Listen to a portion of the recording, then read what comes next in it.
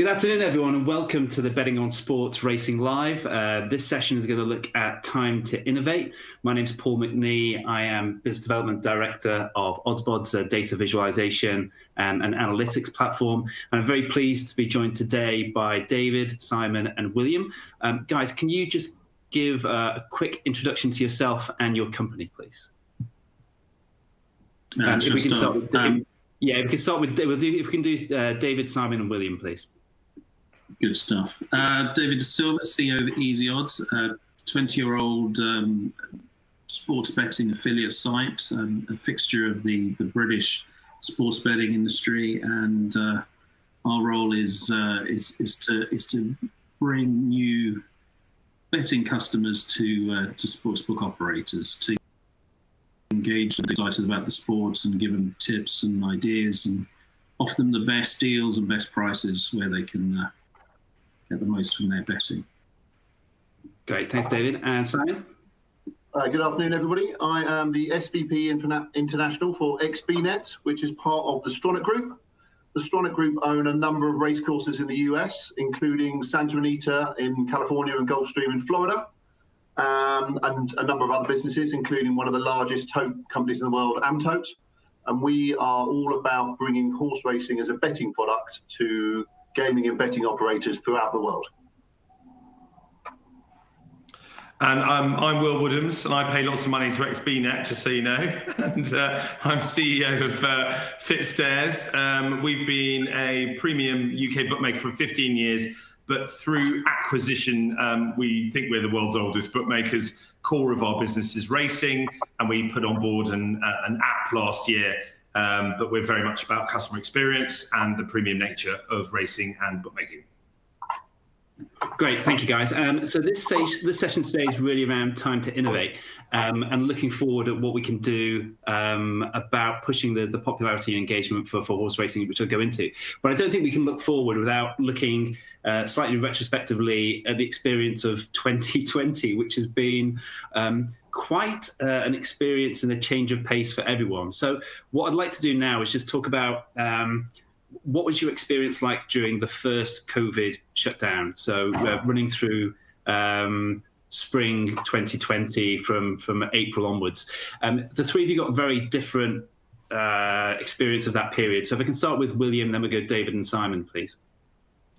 Well, we were, when full lockdown happened, sort of just after Cheltenham in March, we lost the 95% of our product offering for the simple reason that sports globally shut down from June onwards, and we are only 15% of our business is casino. That didn't grow. We were keen not to grow that and seemed to be profiteering from it.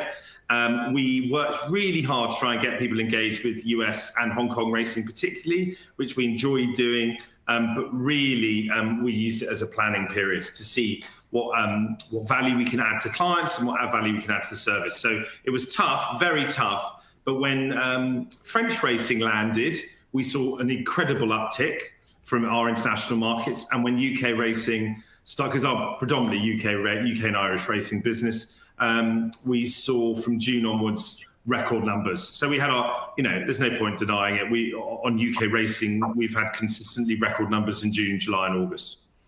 Absolutely, it wasn't just a case of pent up. It was a case of some people changing bookmakers, but the racing product that was offered in the UK when we returned to racing was all hats off to the BHA, which you very rarely hear, and the Jockey Club and ARC, was that they provided an incredible product. It was, and someone said to me the other day, we're having dinner, and they said they just finished Netflix. And basically meaning they've watched the whole of Netflix. And I felt like UK racing was the whole of Netflix condensed into 2 months. It was like every box set imaginable, all the classics, everything there. And as a product for us, UK racing on TV fares very little difference between lockdown and not lockdown, on crowds and behind closed doors. Other sports, different matter. And David, how about your experience? Again, very similarly, we rely on lots of sports going on all the time. When they all suddenly stopped, our proposition became a little bit less relevant. So we And we did a lot of scrabbling around, like a lot of bookmakers and other affiliates did, to bring in the Belarusian football, pulling in Australian horse racing. We did Hong Kong as well. We didn't find those in the East were as popular because of the time zones. The 3 a.m. race meetings aren't that fantastic over here. We put on US horse racing. That was better. That was much better from a time zone point of view, and users sort of gravitate a little bit towards that. Again, French was surprisingly massive when that did come. So we looked to plug the holes in the fixtures with the sports that were running, that were still available. We're a demand-driven business, so we sort of rely on people's initial interest and their curiosity about certain things, and their search, and organically would then discover what we provide. And obviously, with those being relatively obscure sports for the mainstream audiences, they weren't anywhere near at the same level that we would normally have found. But it did actually help us, as Will said, improve the product. I mean, we spent a lot of time considering what we could do whilst sports was stopped to make EasyOdds a much better destination. What are the fundamental attributes of what we do that we could just explore and expand during those months, so that when things came back, and they certainly did in June with horse racing, come back very strong, so that we will be able to make more of that opportunity. And that worked really. That was in a way, it was something we hadn't planned to do. Obviously, nobody planned to do it. We're kind of glad that we did. Actually, it's changed us quite fundamentally in some of the underlying thoughts about the business and where we should be headed. Yeah, I think I've spoken to a number of organisations just during this period, and quite a few have actually taken that as an opportunity to step back and reassess the business and some of the broader strategy. Simon, your experience was sort of very different from the guys, and I think you had quite a surge from day one. Can you tell us about what happened for you during lockdown, please? Yeah, I mean, we had a large number of the racetracks in the US did stop running, but there were a number that carried on running. So there's a couple in Florida, some in the middle of America, and some of the ones on the West Coast were able to continue running. So we were able to offer a level of content throughout the shutdown in Europe, which inadvertently was very successful for us. And it was obviously, we couldn't have planned for it, it just happened that way. And we were able to deliver a product to the bookmakers, as Will and David said, who were very low on product. And for us, it was great. And though I'm sure the numbers were nowhere near as high as they would be for UK or Irish racing, for our product coming in, it was an opportunity for people who don't normally bet on US racing to see the product. We were very fortunate that our racing is broadcast direct to home by Sky Sports Racing, and they did a great job of broadcasting it and promoting the racing. And because their A-team presenters were not on course, they were able to do the US racing. And they did a great job, and the Florida Derby coverage they did in March was superb, and that really kind of boosted the turnover across kind of the whole of the lockdown period until French didn't seem to make too much difference. But when the UK racing came back, obviously the turnover started to normalise much more. But overall, we were able to break into more European markets. The Italians pushed forward their legislation, and we were able to work with MIPAF there to get American racing into Italy, working with some of the French operators, PMU and Zeta, to get more American racing in there. And for us, it was good to get market share from the other racing customers. And now we need to work with our partners to get market share from other sports. It's kind of our next kind of goal, rather than just kind of cannibalize other racing's turnover. Yeah, and I wanted to ask your opinion on this point. So yeah, we got to a period where horse racing had a very high profile, probably the highest it's been for a number of years. We know that horse racing in the UK has been on a slight downward trajectory over the last few years. Do you think this presents an opportunity for horse racing to re-engage the public and to really push the product so that you're stabilizing in terms of your existing customer base, but you're actually then starting to take the product to a new audience and starting to build up a whole new customer segment? William, I'd be interested in getting your view first, and then we go William, David, Simon, please. Yeah, I mean, it would have, particularly with Simon on, it would have been nice to get them crazy mad for international racing, because to get a sort of taste for it. But ultimately, people love to bet what they know about, and so that's going to be that's going to be a sort of narrative and information play over time. But yes, I think it's reinvigorated the market. I know IT in the UK, terrestrial TV have renewed their contracts, although there's been some collateral damage around that, which we won't talk about. But I come back to this every single time. It is the perfect product for gambling on. It is perfect. You have to, and we've discussed this as a group before, you have to mess around with other sports sometimes, particularly within play and weird markets, to kind of bring them to life in a gambling sense. In racing, it's just all there, and it's perfect. And you have narratives and heroes and glamour and rough and ready racing. It's all there. And I was disappointed. I was in the office and I saw the Pardubice running on, on the screen. I'm like, why isn't the country sitting around to TV watching this? Because it's just quality. So I think it's a big question. I think I know that our average numbers have increased 30% on day-to-day racing. So this is the die-hard racing fan watching on a Tuesday afternoon. That has increased, and that's been a perennial challenge for bookmakers, because it's a certain type of person that bets at that period. But as a product, having that midweek exposure and excitement and re-engagement has been phenomenal for us.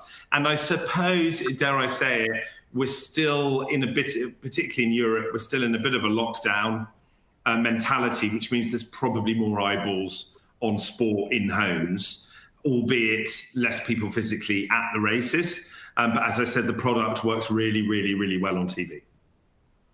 Yeah, I'm actually based up in Liverpool, so I don't have lockdown as a mentality. I have lockdown as a physical reality.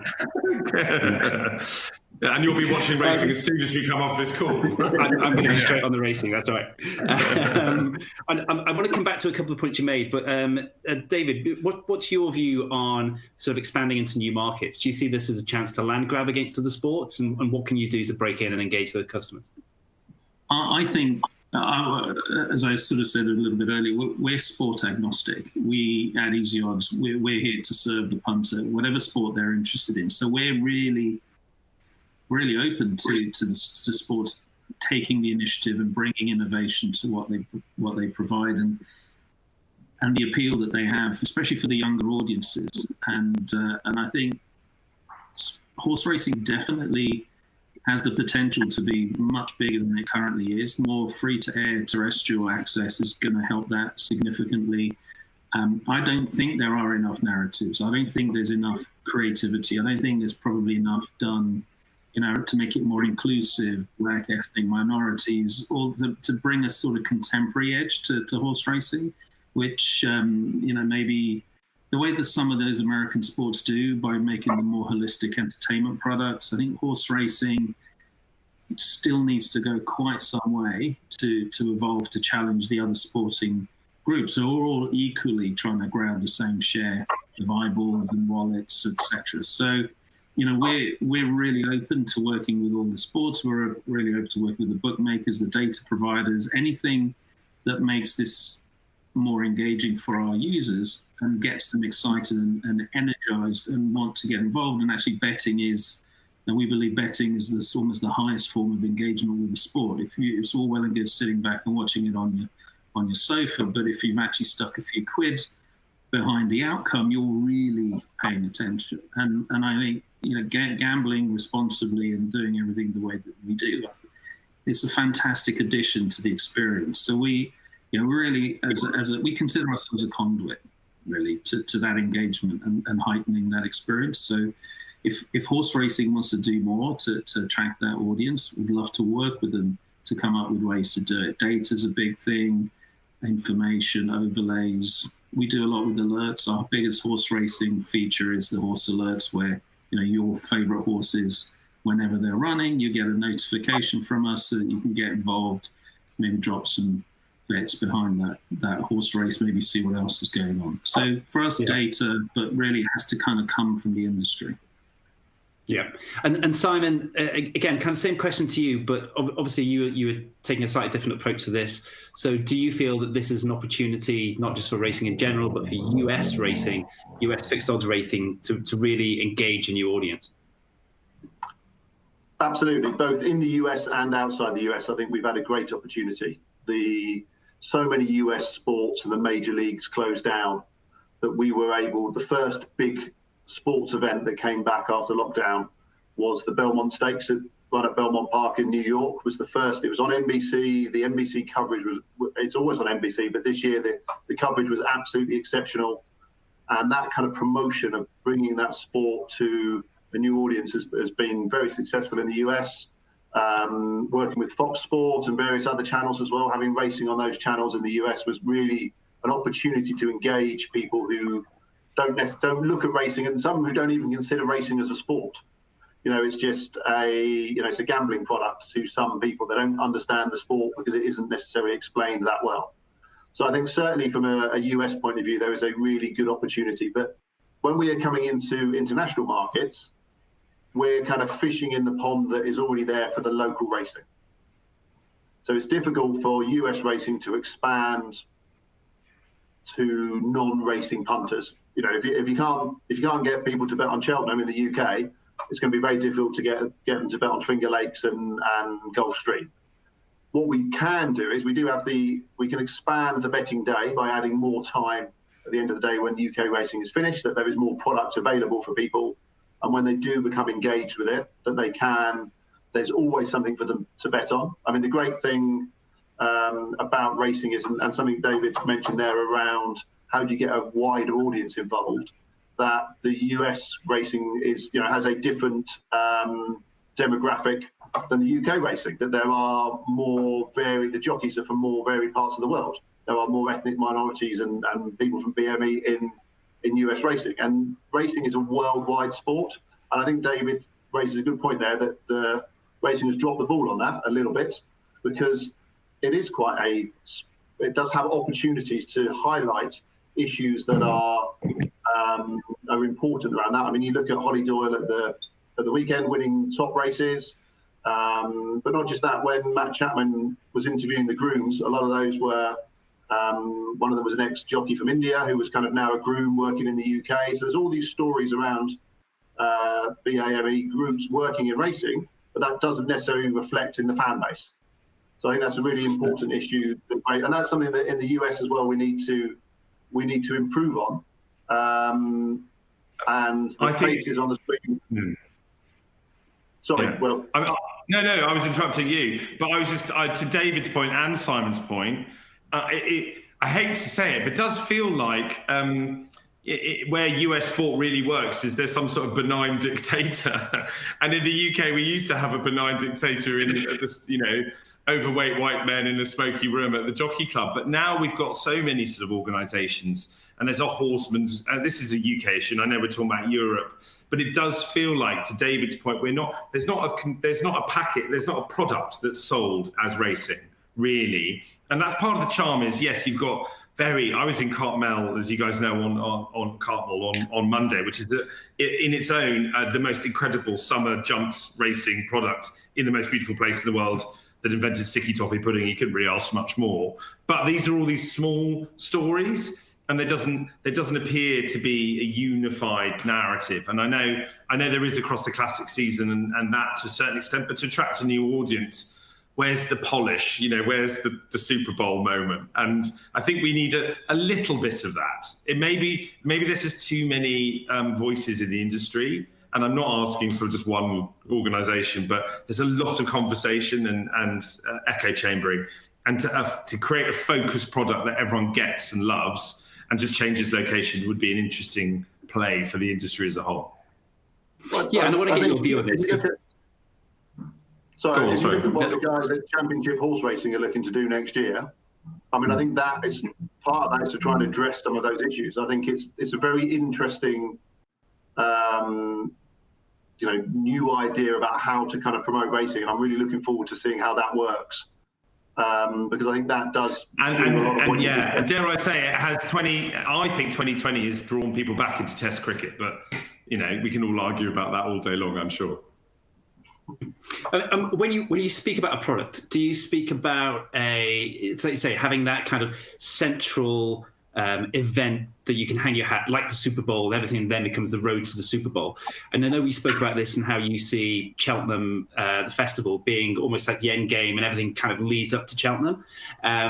So can you give me can you expand on that, and also perhaps look at, when you say product, do you mean like the American view of sports and sports betting as a product, where it's razzmatazz, it's an event, it's engaging, it's more than just placing the bet, it's something sort of bigger than that? So can I get your view on that as well, please? And again, if we go kind of William, David, Simon, please.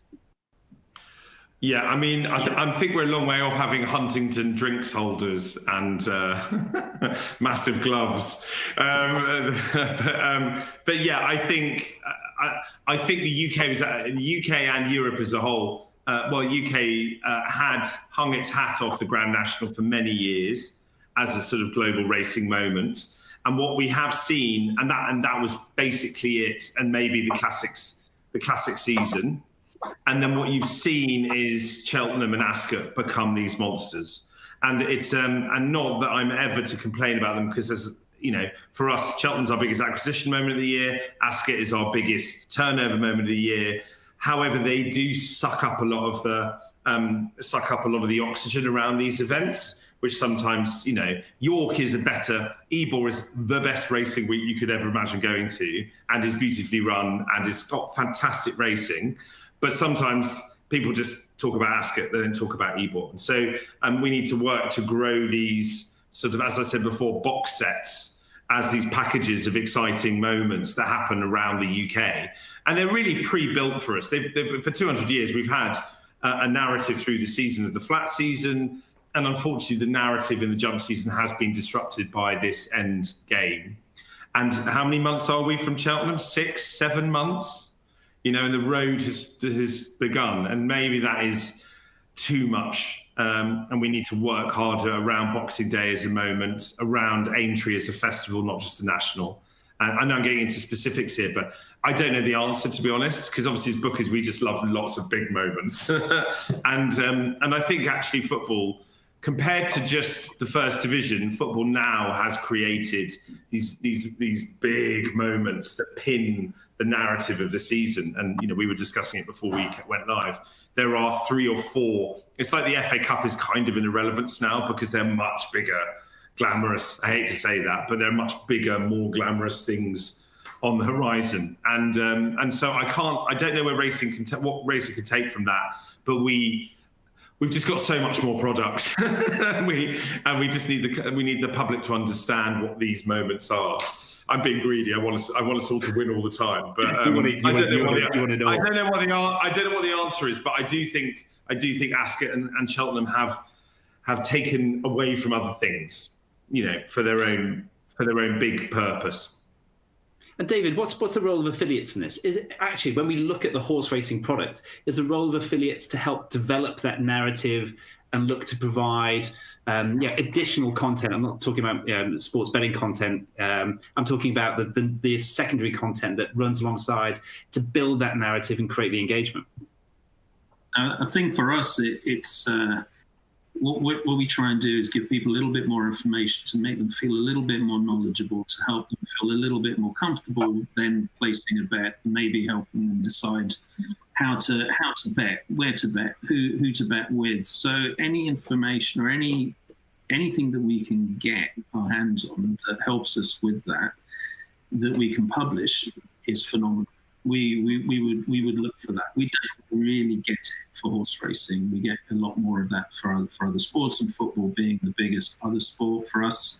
Actually, is interesting. Last year was the first year in our 20-year history that horse racing was no longer the #1 sport for EasyOdds. It is now equally in joint second with football. So, the trend is definitely there. The football juggernaut is expanding. People's brains are filled with it. Our screens are filled with it. Now there's a kind of endless football, winter Euros, rescheduled Euros 2020 and 21. It's going to be a massive diet of football, and I think any other sport to sort of break into that, notwithstanding there'll probably be some fatigue with people just looking for something different. It's going to be hard to break into the wall of football that's going to be produced over our media. So I think that's definitely a kind of big deal. The point about Cheltenham, I think, is one I don't mind just touching on.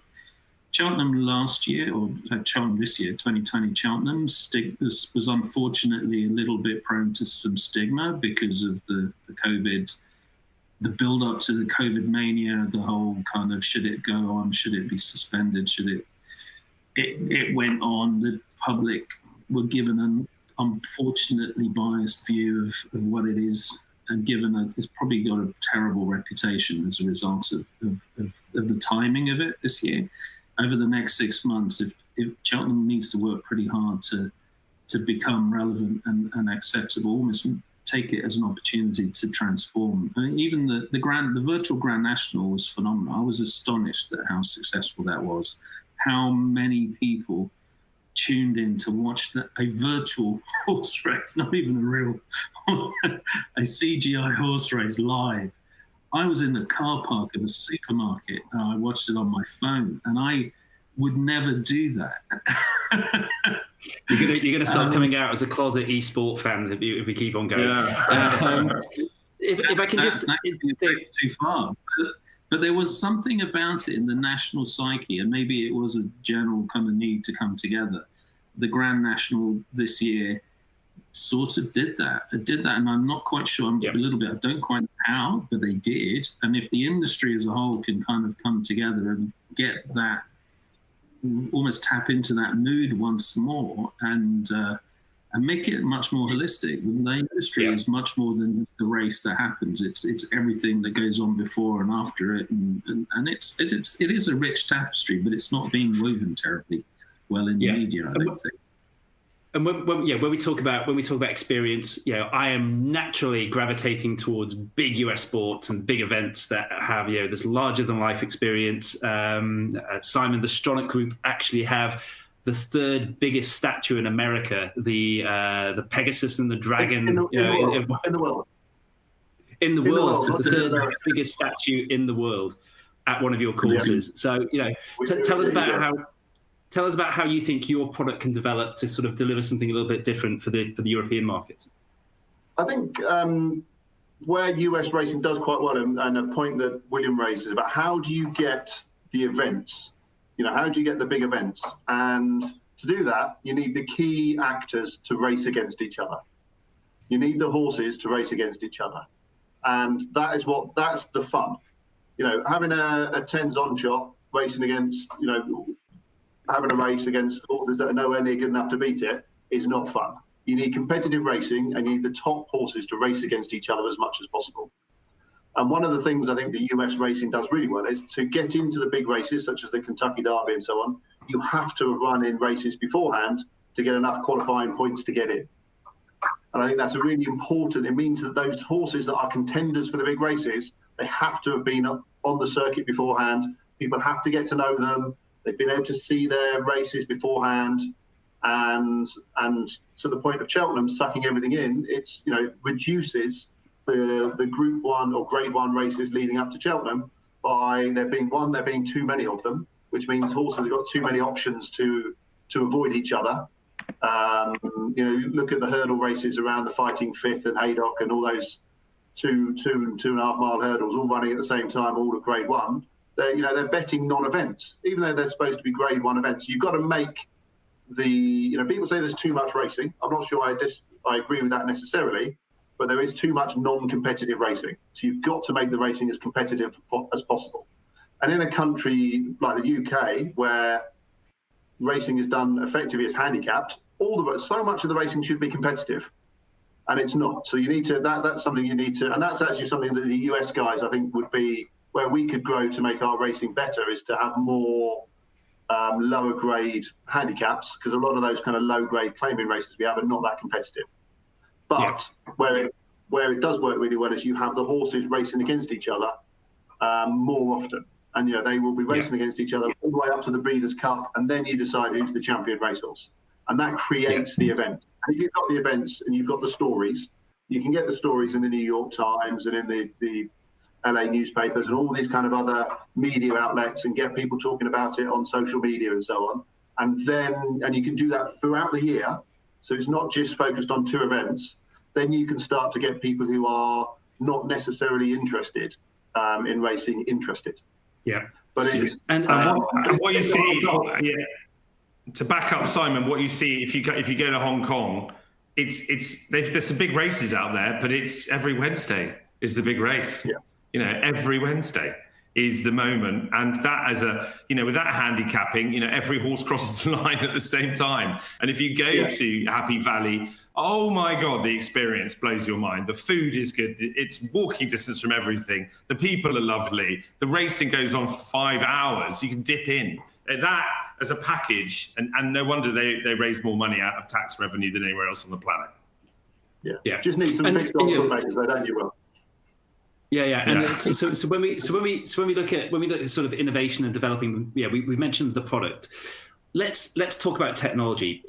How are you going to be using technology to innovate the product, make it more accessible, make it more exciting? And I'd like to go Wiliam, Simon, David on this, because I know you've each got a view on, you know, this development. And I know you've got things you're working on right now.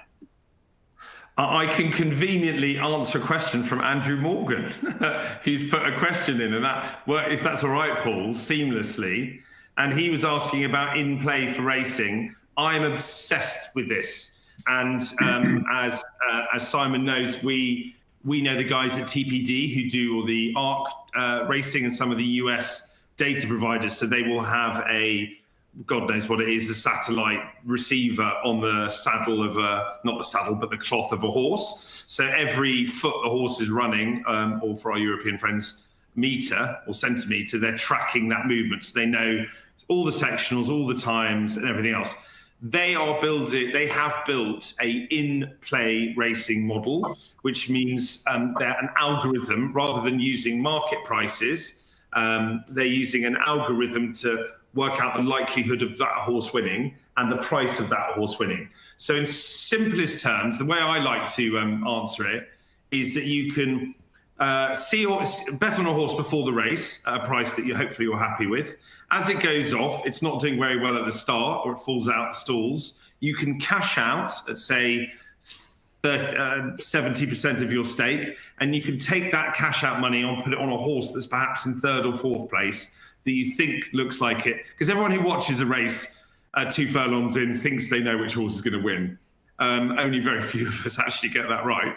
And so that product, and if you've seen I've already mentioned it, the in-play product for tennis and football has revolutionized those industries. And as David said, for the first time in 20 years, football is now ahead of racing there. So I think an in-play product that's driven by data and is priced effectively would smash it. And I think we've discussed previously that this will work in jumps racing because there's this 3, 4, 5 minute races. But actually, I reckon, if you tested it in Hong Kong or the US on a track where you know how those horses go around the same tracks every day, and you're fast on your fingers and you've got no latency issues and your app is in keeping with the race time, you've got one of the most exciting products imaginable, because you're literally fastest finger trying to change your bet mid-race.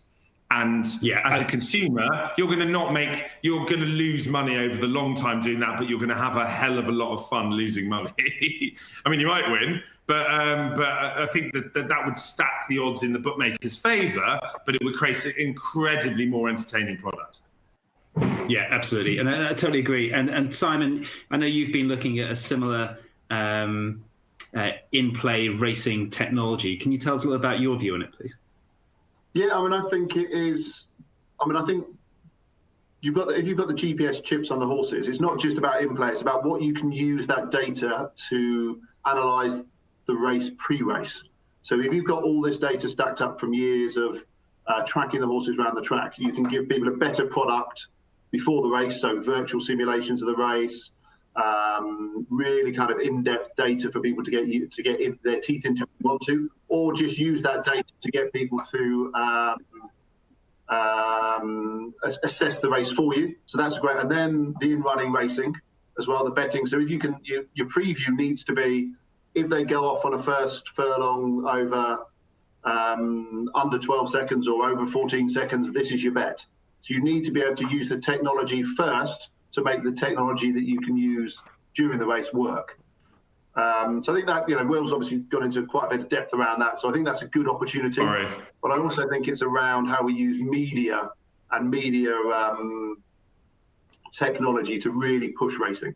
So it's how do we use that data to make the pricing better beforehand as well, because we've got lots of data there to analyse the races better and make the tissues and the show prices better before the race, because we've got all that form information. But also, how do we use that to do exciting things on social media and so on as well? Yeah, and I'll come on to. I've got two questions from the audience on pricing, and I want to come onto that as one of my last questions. David, just very briefly, does in play fill you with joy or dread? Usually dread, actually. we're pre-race. We're in play for a business like us, like ours, is essentially impossible to deliver data quickly enough to make it actionable enough. It's really, it's down to the bookmakers to own the in play or the in running experience, and we completely recognise that. Our job is before the event, to tee the event up, to give everyone as much information as we think they need or as they can get to engage with the actual gambling activity, where we don't own the gambling activity. We're a step removed. So I think if we could get more data, we would use more data. If we could get historic in-running data, that would help create profiles to help gamblers decide which because horse racing results for us is still one of the significant areas of traffic on EasyOdds, but that's just results, and that's a relatively flat data point. To enrich that with more data, fantastic. We'd love to be able to do that. If the data was available, we would definitely use it. And just keep listening people keep up with their interests, who they like, the jockeys, the horses. We're starting to. Sorry to cut across, David. We're starting to run towards the end of the session, and we've got a couple of questions that are relating to price that I want to ask William and Simon's view on. So the first question, bear with me a second. I'm just going to pull this up. First question is from Randy Haynes. What effect, if any, does lack of price integrity have on the horse racing product? Would the UK racing benefit from a better relationship between tote and fixed odds? And then in a similar vein from Mike Coulthard at Metric Gaming, lockdown has temporarily changed the way the show is determined and the price is determined. Doesn't seem to be any agreement where to go next. It needs an overhaul. However, in the absence of this, can it be replaced with anything that has more relation to the exchange? And again, Simon, I know that's something that you're actively looking at now. If you can give us just your quick two penny worth on that, and then I'll go for sort of closing statements. Yeah, I mean, I think the comment around the relationship between the tote and the fixed odds is okay if there is any liquidity in the tote, and of which there isn't much at the moment, not just in the UK, but in some racetracks all around the world. So you need to be very careful around how you put that relationship together. But that doesn't mean that there can't be one. But also then how you then look at the SP, maybe a tote fixed odds exchange view would be a better overall way, where you're looking at all the different places where all of them are susceptible to price manipulation by big groups of punters and syndicates and all these kind of other things. You really need to consider the weighting of each, what weighting is exchange, tote, fixed odds, and all those kind of things before you can get an industry SP. So I think it's very easy to say, much more difficult to do, and there's no perfect system here. But I think there's definitely one that can be improved. Yeah, and I guess for you specifically, Simon, having that confidence in the pricing will allow you to expand the product and get more traction in overseas markets. Yeah, I mean, so if there is if we are confident in the pricing, and if all bookmakers are confident in the pricing, they can also be confident in taking a bet. And that really is the key bit. The biggest thing you hear about people who like horse racing is about their accounts being closed down. But if people can really the bookmakers can be very happy with their pricing, they are confident in what they're offering into the marketplace, I think there's less of that can happen, and less of that price manipulation, and the bookmakers will not need to worry about the individual punters in that way. And William, how do you feel? How confident are you in the current pricing structure? I think there's twofold that fixed odds bookies, the tote is our friend, not our enemy, and we should be supporting them. Unfortunately, the tote, I don't know who to I know who to point fingers of blame at. It's not run properly in the UK, and I know they're trying to fix it. All of those smaller punters should be in a very high liquidity market betting fivers into the tote. Love it. Money back into racing, fantastic. If you want to take a bit more of a risk with a larger amount of money, come see a bookie. That would solve a lot of our gambling compliance issues in the UK. Markets that don't have fixed odds gambling need it immediately, so the product is more sexy and appealing. US is a perfect example, and let's not forget a lot of the fixed odds pricing globally is set by someone in Stoke. So we could talk about all of that, but 365 drive the market as the market leader. Let's not forget that, and it's down to how they feel in the morning. So just be nice to 365, but gamble elsewhere. No, I'm joking, but not. But it's driven up there. I think odds comparison sites, I don't know if anyone here on the panel has any interest in those, have created a very sharp market, and some of it's probably unsustainable, which is not what anyone wants to hear on here. But if you're running your racing at zero margin, or even losing money on it, that's not, and you're trying to acquire that customer for the casino, that's not good for the industry as a whole.